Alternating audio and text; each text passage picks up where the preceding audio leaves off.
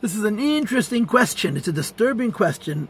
How can one tell when an idea is from the Yetzer Hara? How can a person tell when the idea is from the Yetzer Hara? Of course, the answer is it's very difficult to tell. Because the Yetzer Hara is a umen b'mlachte. He's a very, very smart chacham. He's a big pikeach. And he uses all of his guile, all of his armumius, all of his deceptive tricks, uns oiszenaren, to fool us and to deceive us. And forget, one of his favorite tricks is to come across as if he's a big tzaddik and a big chassid and he's worried about a Yiddishkeit and he's kulei ra. So there's a couple, how do you know from the Yetzer Hara?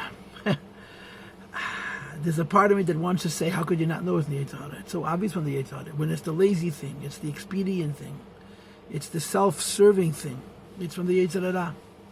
But let me start with a story that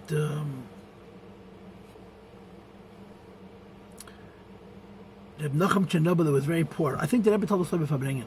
Reb Nachum Chernobyl was a Talmud of the Maggid and a Chavra the Alter Rebbe, was very, very poor. And the Gabbai, and he had a big mishpacha, and he had a big Chassidus. He was an incredible. He was a Itchalikim. He was a Tzaddik Gomer. He was shaman from Omen Yehesh Meirabba. He was fat from davening from Omen Yehesh Meirabba. So you understand what kind of Tzaddik he was. But he was impoverished.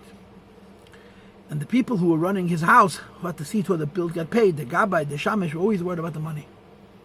The problem that they faced was people were bringing money to the Menachem. But he never held on to it. It would slip by, he would always give it away. And the Gaboyim and the Shamoshim were desperate to get some money together to pay debts, Pashat. Anyway, there was an evening, and Reb Nachum Chernobyl was seeing people, and a Yid came, and he said to the Gabbai, I want you to know that I'm going to be leaving by the Rebbe a pidyon nefesh with 300 ruble. In the Polish world, what we call a pidyon nefesh, a pan, they call a kvittel. And the pan is the money, what we call the dmei pan. So he tells the guy, but listen, I'm giving the money to the Rebbe, I'm not giving the money to you, but you should know I'm going to leave by the Rebbe a lot of money. This kind of money was a substantial dent in the collected debt. And the Misharis, the Gabbai, was waiting desperately for this person to go into the Heilige Rebbe of Nachum Chernobyl and said, liegen a dollar, a ruble.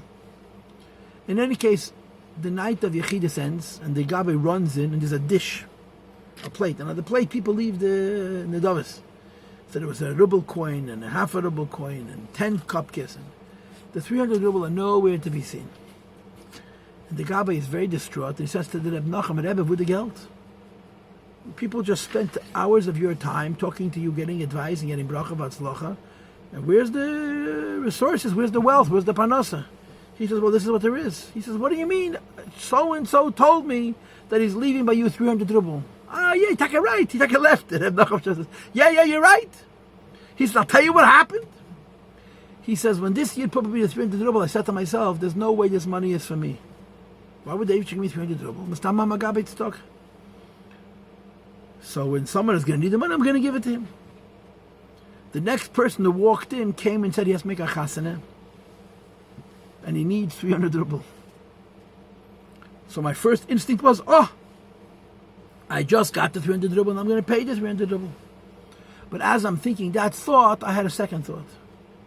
Why should I give the 300 ruble to one person? I'll divide it up into 10 parts, to 7 parcels, and I'll give it to 10 different people, and 10 Yidden will have a each one will get 30 ruble. Then the Menachem says, and I asked myself a second question.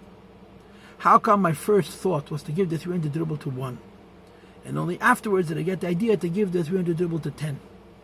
Elamai, I said to myself, the first thought came from the Yetzer Tev. The instinctive reaction was good. When I thought it over a second time, this was the Yetzer Hara. The Klugenkers, the Rabbi used to call.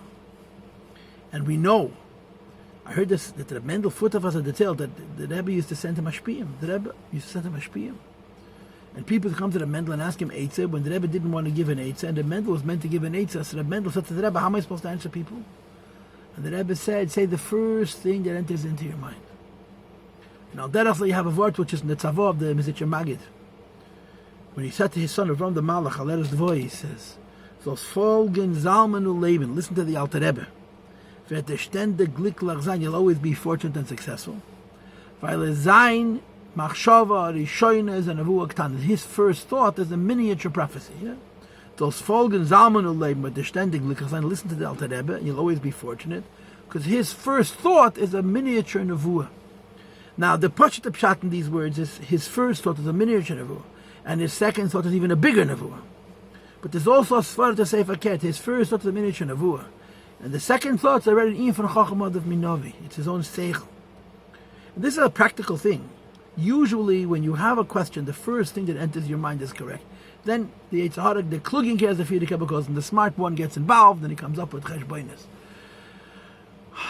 Beklal, the Yetzer Hara wants us to do the wrong thing. And sometimes the wrong thing, like the famous story with Rabbi Marash, which is now in the Hayam Yem, Chassidus Yetzer Hara, not just a Fruma Yetzer Hara.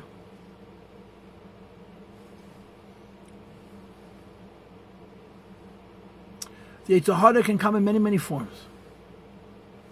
And if you're not sure whether a thought is Yetzer Hara, you have to look. First of all, the first thought is often correct. And second of all, see what the Tetzah is going to be. I think this is the word from Mountain Rebbe. And the Rebbe repeated this many times. If you want to know whether something is good or bad, see the Peiros. If it brings good Peiros, it's a simon, it's a good thing. If it doesn't bring good Peiros, it's a simon that it's not a good thing. And the same is true in this case. When you get a machshava of whatever thought, so first of all, the first thought is usually correct.